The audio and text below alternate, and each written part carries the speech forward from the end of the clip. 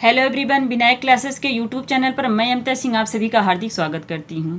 आज हम लोग यानी 2 जुलाई को जो सुबह मीटिंग पेपर हुआ था, आज उस पे जो है उसमें से जो सीडीपी का प्रश्न है उस पे हम लोग चर्चा करेंगे। उसमें से बस आपको ये देखना है कि इसका आंसर क्या है, क्योंकि व्याख्या नहीं देंगे इसमें, बस प्रश्न को आपको पता होना चाहिए कि इसका आंसर क्या है। ठीक ना, तो चलिए हम लोग पहला प्रश्न देखते हैं। पहला प्रश्न है कि सुकरात की शिक्षण पद्धति मुख्य रूप से निम्नलिखित को बढ़ावा देती है: दंड, निष्क्रिय श्रवण, संज्ञानात्मक संघर्ष, प्रश्न पूछकर आलोचनात्मक चिंतन करना। तो इसका आंसर है कि प्रश्न पूछकर आलोचनात्मक चिंतन करना। सुकरात को जो है प्रश्नोत्तर विधि का जनक माना जाता है ना, तो इसीलिए इसका जो है आंसर डी है। चलिए हम लोग अगले क्वेश्चन पे चलेंगे। अगला क्वेश्चन है कि कक्षा में होने वाली बहसें डैश डैश के माध्यम से संज्ञानात्मक विकास को बढ़ावा दे सकती है: मौन, स्मरण, संज्ञानात्मक संघर्ष, निष्क्रिय भ्रमण। तो इसका आंसर है मेरे बच्चे कि संज्ञानात्मक संघर्ष। संज्ञानात्मक संघर्ष यानी इसे एक दूसरे से तर्क वितर्क करते हैं, जो संज्ञानात्मक संघर्ष को क्या करती है, बढ़ावा देती है। चलिए हम लोग अगले क्वेश्चन पे चलेंगे। अगला क्वेश्चन है कि किशोरों को स्वायत्तता की आवश्यकता होती है क्योंकि वे बच्चे हैं, वे प्रतिक्रियाओं पर निर्भर हैं, उनके पास तर्क की कमी है, वे स्वतंत्रता चाहते हैं। तो इसका आंसर है मेरे बच्चे कि वे स्वतंत्रता चाहते हैं। स्वायत्तता का मतलब ही होता है कि स्वतंत्रता, यानी वे उनके जो है विचारों को क्या किया जाए, सुना जाए। चलिए हम लोग अगले क्वेश्चन पे चलेंगे। अगला क्वेश्चन है कि ग्रुप प्रोजेक्ट द्वारा सीखने को बढ़ावा देती है: सोचने को कम करके, नकल को बढ़ावा देकर, व्यक्तिगत प्रयास को समाप्त करके, साझा तर्क को प्रोत्साहित करके। ये तरफ नहीं, ये तर्क है, ठीक ना। तो इसका आंसर है कि साझा तर्क को प्रोत्साहित करके। ग्रुप का मतलब ये होता है कि समूह, यानी साझा तर्क को प्रोत्साहित करके। इसका आंसर डी है। चलिए हम लोग अगले क्वेश्चन पे चलेंगे। अगला क्वेश्चन है कि अत्यधिक स्क्रीन समय और अनियमित दिनचर्या के कारण किशोरों का देर रात तक जागना मुख्य रूप से निम्न में से कौन से कारणों से होने वाली कठिनाइयों का एक उदाहरण है: बुद्धि की कमी, पर्यावरणीय कारक, प्रतिक्रियात्मक कमजोरी, खराब मोटर समन्वय। तो इसका आंसर है मेरे बच्चे कि पर्यावरणीय कारक। पर्यावरणीय कारक जैसे समझिए कि रात में जो है क्या करते हैं आप लोग, टीवी देखते हैं या मोबाइल चलाते हैं, ज़्यादातर लोग एक दूसरे से बातें करते हैं, तो क्या हुआ, ये पर्यावरणीय कारक हुआ, ठीक ना। चलिए हम लोग अगले क्वेश्चन पे चलेंगे। अगला क्वेश्चन है कि समावेशी स्कूल वातावरण की विशेषताएं हैं: सम्मान और सहभागिता, पदानुक्रम, एक समानता, पृथक्करण। तो इसका आंसर है मेरे बच्चे कि सम्मान और सहभागिता। समावेशी शिक्षा में क्या होता है कि हर बच्चे को सम्मान दिया जाए और सहभागिता को बढ़ावा दिया जाए, यानी उनके विचारों, ज्ञान और सुझावों को साझा करने का अवसर दिया जाए, ठीक ना। चलिए हम लोग अगले क्वेश्चन पे चलेंगे। अगला क्वेश्चन है कि आसान से कठिन की ओर बढ़ने पर जोर देने वाला शिक्षण सिद्धांत इसका समर्थन करता है: मौन, स्मरण, दंड, संज्ञानात्मक सहारा। तो इसका आंसर है कि संज्ञानात्मक सहारा। संज्ञानात्मक सहारा का जो है समर्थन करता है आसान से कठिन की ओर, ठीक ना। चलिए हम लोग अगले क्वेश्चन पे चलेंगे। अगला क्वेश्चन है कि थॉर्नडाइक के अनुसार सीखना तब तक प्रभावी ढंग से नहीं होगा जब तक कि सीखने वाला दंडित हो, शांत हो, परीक्षित हो, तैयार हो। तो इसका आंसर है मेरे बच्चे कि डी, तैयार हो। ये तत्परता का नियम है। थॉर्नडाइक के अनुसार सीखना तब तक प्रभावी ढंग से नहीं होगा जब तक कि सीखने वाला क्या हो, तैयार न हो, यानी बच्चा जब तक, पहले बच्चे को तैयार करिए फिर उसको जो है सिखाइए, ठीक ना। यही है तत्परता का नियम। चलिए हम लोग अगले क्वेश्चन पे चलेंगे। अगला क्वेश्चन है कि थॉर्नडाइक का प्रयास एवं त्रुटि अधिगम सीमित है क्योंकि यह संज्ञान की उपेक्षा करता है, जेडपीडी का समर्थन करता है, अंतर्दृष्टि को प्रोत्साहित करता है, अमूर्तन को बढ़ावा देता है। तो इसका आंसर है कि संज्ञान की उपेक्षा करता है। व्यवहारवादी क्या थे, वे जो है संज्ञानवादियों का जो है विरोध करते थे, ठीक ना। चलिए हम लोग अगले क्वेश्चन पे चलेंगे। अगला क्वेश्चन है कि किशोरावस्था में भावनात्मक परामर्श मुख्य रूप से कम करता है: प्रतिक्रियाएं, चिंता और भ्रम, शैक्षणिक ज्ञान, विकास। तो इसका आंसर है मेरे बच्चे चिंता और भ्रम। चलिए हम लोग अगले क्वेश्चन पे चलेंगे। अगला क्वेश्चन है कि घर और स्कूल के माहौल से प्रभावित अधिगम इन बातों को उजागर करता है: केवल अनुकूलन, आनुवंशिक निर्धारणवाद, पर्यावरणीय कारक, प्रतिवर्त नियंत्रण। तो इसका आंसर है पर्यावरणीय कारक।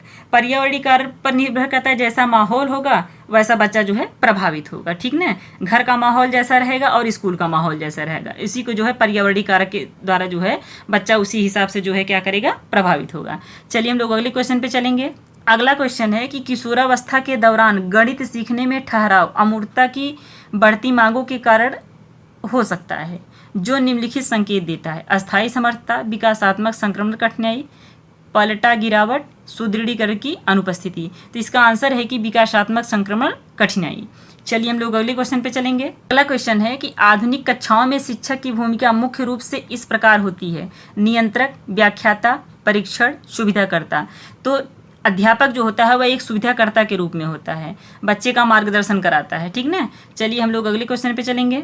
अगला क्वेश्चन है कि अनुकूलित गृह कार्य दर्शाता है शिक्षार्थी की आवश्यकताओं के आधार पर विभेदीकरण, कम अपेक्षाएं, सीखने के प्रति पूर्वाग्रह, कक्षा में अलगाव। तो इसका आंसर है कि शिक्षार्थी की आवश्यकताओं के आधार पर विभेदीकरण, ठीक ना, क्योंकि जिस विभेदीकरण मतलब अंतर स्पष्ट करना, यानी जैसा बच्चे के हिसाब से जो है उसको गृह कार्य दिया जाए उसकी आवश्यकता के आधार पर, ठीक ना। चलिए हम लोग अगले क्वेश्चन पे चलेंगे। अगला क्वेश्चन है कि पठार को निम्न तरीकों से पार किया जा सकता है: पाठ्यक्रम को कम करना, दंड देना, शिक्षण की रणनीति बदलना, शिक्षार्थी की उपेक्षा करना। तो शिक्षण की रणनीति बदलना, यानी शिक्षण को जो है उसको अपने अनुसार जो है बनाइए कि मतलब उसमें पठार की नौबत ही ना आए, यानी शिक्षण के अंदर सुधार कर दो, पठार अपने आप जो है वह पार हो जाएगा। चलिए हम लोग अगले क्वेश्चन पे चलेंगे। अगला क्वेश्चन है कि केवल अंकों से प्रेरित छात्र मुख्य रूप से डैश डैश द्वारा प्रोत्साहित होता है: बाहरी प्रेरणा, मूलभूत प्रेरणा, जिज्ञासा, निपुणता, अभिविन्यास। तो इसका आंसर है मेरे बच्चे की बाहरी प्रेरणा। केवल अंकों से प्रेरित छात्र मुख्य रूप से जो है प्रोत्साहित होते हैं, अंक जो है उसे बाहरी प्रेरणा दे रहा है ना, तो इसका आंसर है बाहरी प्रेरणा। चलिए हम लोग अगले क्वेश्चन पे चलेंगे। अगला क्वेश्चन है कि स्कूल का वातावरण बच्चे के विकास को निम्न तरीकों से प्रभावित करता है: केवल जीन, सुदृढ़ प्रवृत्ति, प्रतिक्रियाएं, पाठ्यक्रम और शिक्षक का संवाद। तो स्कूल का वातावरण जो है बच्चे के विकास को किस प्रकार जो है प्रभावित करता है: पाठ्यक्रम और शिक्षक का संवाद। चलिए हम लोग अगले क्वेश्चन पे चलेंगे। अगला क्वेश्चन है कि एक कक्षा सात का छात्र सामाजिक चिंता के कारण समूह कार्य से बचता है, सबसे समावेशी रणनीति होगा: बचने की सार्वजनिक रूप से आलोचना करना, छात्र को अस्थायी रूप से छूट देना, तुरंत भागीदारी के लिए मजबूर करें, सहपाठियों के सहयोग से धीरे धीरे भागीदारी को बढ़ावा देना। तो इसका आंसर है कि सहपाठियों के सहयोग से जो है धीरे धीरे भागीदारी को बढ़ाना।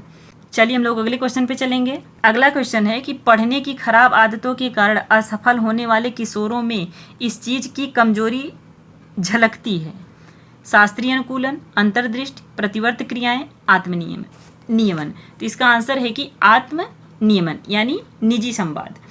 किशोरों में जो है आत्म नियमन की जो है कमजोरी झलकती है, क्योंकि वे अपने स्वयं के विचारों को जो देने में क्या होती है उसे कठिनाई महसूस होती है, ठीक ना।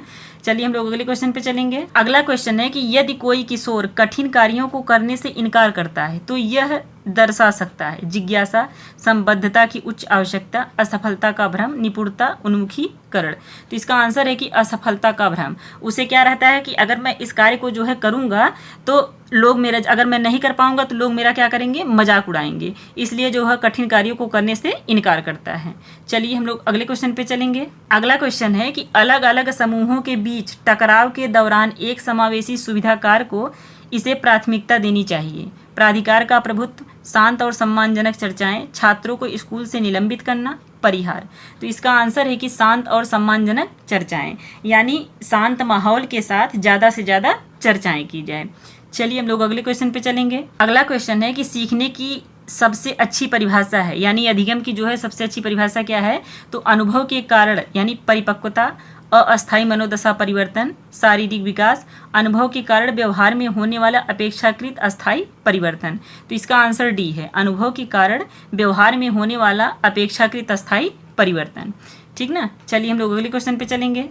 अगला क्वेश्चन है कि अनुकूलित शिक्षण अधिगम सामग्री TLM की आवश्यकता इसलिए है क्योंकि शिक्षार्थियों की आवश्यकताएं भिन्न होती हैं, परीक्षाओं में एक रूपता की आवश्यकता होती है, समावेशन मानकों को कम करता है, सभी शिक्षार्थी एक समान तरीके से सीखते हैं। तो इसका आंसर है कि शिक्षार्थियों की आवश्यकताएं भिन्न होती हैं, यानी शिक्षार्थी की आवश्यकताएं जो होती हैं वो अलग अलग होती हैं, क्योंकि हर बच्चे की अपनी आवश्यकता होती है, ठीक ना।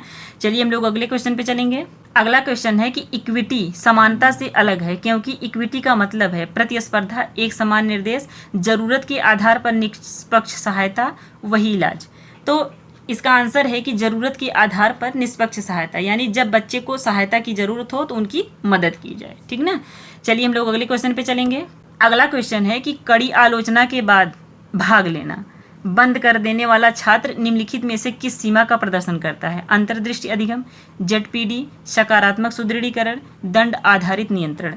तो कड़ी आलोचना के बाद भाग लेना बंद कर देने वाला छात्र, तो यह जो है दंड आधारित नियंत्रण है, ठीक ना। मेरे हिसाब से तो दंड आधारित नियंत्रण है, बाकी देखिए आयोग इसका आंसर क्या मानता है, ठीक ना। क्योंकि यह मुझे लग रहा है कि स्किनर के क्रिया प्रसूत अनुबंधन सिद्धांत से है, जो कि अगर कड़ी आलोचना के बाद अगर बच्चे को दंड दिया जाएगा तो क्या करेगा, कार्य को बंद कर देगा ना। तो मेरे हिसाब से तो दंड आधारित नियंत्रण है, ठीक ना। चलिए हम लोग अगले क्वेश्चन पे चलेंगे। अगला क्वेश्चन है कि किशोरावस्था में सीखी हुई लाचारी का सबसे सीधा प्रभाव डैश डैश पर पड़ता है? ऊंचाई, प्रतिक्रिया की गति, सुनवाई, दृढ़ता और प्रयास। तो इसका आंसर है कि दृढ़ता और प्रयास। मतलब ये देखा जाएगा कि कितनी मजबूती से आपने सीखा है और कितना आपने प्रयास किया है, ठीक ना। चलिए हम लोग अगले क्वेश्चन पे चलेंगे। अगला क्वेश्चन है कि बच्चों के विकास के सामान्य सिद्धांतों के अनुसार विकास को निरंतर प्रक्रिया क्यों माना जाता है? विकास केवल शारीरिक वृद्धि पर निर्भर करता है, विकास केवल स्कूल जाने के वर्षों में होता है, विकास जन्म से पहले से लेकर मृत्यु तक जारी रहता है, विकास किशोरावस्था के बाद रुक जाता है। तो इसका आंसर है कि सी, विकास जन्म से पहले से लेकर मृत्यु तक जो है चलता रहता है। चलिए हम लोग अगले क्वेश्चन पे चलेंगे। अगला क्वेश्चन है कि अवधारणा मानचित्रण जैसी शिक्षण रणनीतियाँ डैश डैश को बढ़ाती है? सतही स्मरण, निष्क्रिय अधिगम, प्रतिक्रियात्मक क्रिया, ज्ञान का संगठन। तो इसका आंसर है कि ज्ञान का संगठन, ठीक ना। चलिए हम लोग अगले क्वेश्चन पे चलेंगे। अगला क्वेश्चन है कि सहयोगी सीखना समावेशन को बढ़ावा देता है? सहपाठियों के सहयोग को बढ़ाना, शिक्षार्थियों की रैंकिंग, कक्षा में अलगाव, पदानुक्रम को प्रोत्साहित करना।